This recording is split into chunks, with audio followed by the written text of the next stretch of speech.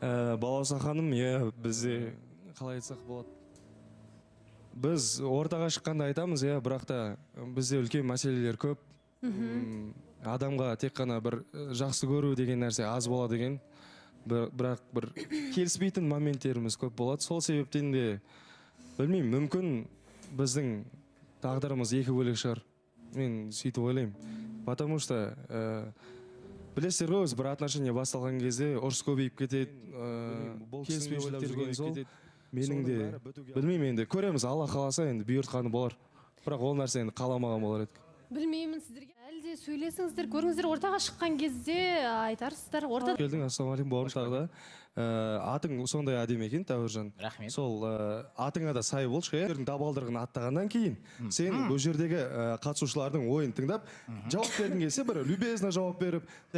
Бағана айтып отыр ғой, енді негізі бір досым айтты, типа бару керексің деген сияқты. Негізі Маржанға сендай бір не түрде келдің ба, бір амалсыздан келдің ба, соң яқта көздеген орын болды ма деген. Тәуіржан, сіз үйленетін болсаңыз, ата-анаңызбен бірге тұрасыз ба? Мен, получается, 3 жыл өзім тұрдым. Сосын қазіргі уақытта ата-анаммен тұрып жатырмын. Бірақ болашақта мен әйеліммен шетелде тұрамын деп ойлаймын, потому что менің Инстаграм желісінен көргем. Қалай сізге жалпы ер азамат ретінде қандай ойдасыз? айта беріңіз сөзді. Әдемі, мәдениетті, ухоженный. Ешқашан сөйлеспегенбіз. Қазір осы келдім. Сізге сұрақ, сізде бұрын, осыдан бұрын арақатынас қашан болды сізде? 1,5 жыл бұрын. 1,5 жыл. Бұған дейін бір қызбен сөйлесіп педіңіз? Осы жаққа келмес бұрын. Осы жаққа ма? Именно осы жердегі адамдармен ба? Жоқ, сыртта. Далада ма?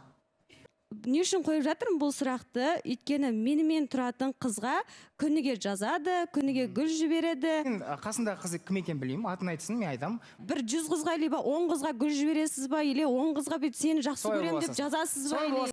Күні кеше ғана жазған ғой? Осы кеше. Жүргенсіз, жазғансыз, кездесейік деп оны 10 рет шақырғансыз. 10 рет шақырған. Кеше ғана гүл жіберді, менің құрбыма, мен өзім білемін дейді. Жеке өзінен сұрасам болады ма? Сұраңыз. Сұраңыз. Айтып атқан сөзі. Өтірік. Өтірік деп жатсың, мен оны фактпен саған қойып бере аламын, ол дүниелерді. Бәрін сен қалай жазған, шақырғандықтан мен саған айтып бере аламын. Қалай доказать етесің гүл бергенімді? Ау? Қалай доказать етесің мен гүл бергенімді, жазғанымды? Мен бұл жерде енді сен істеп отырған әрекеттен Қойып отырған сұрағын қойсақ, сіз Инстаграмда белсенді екенсіз, мен өзім білмейді екенмін.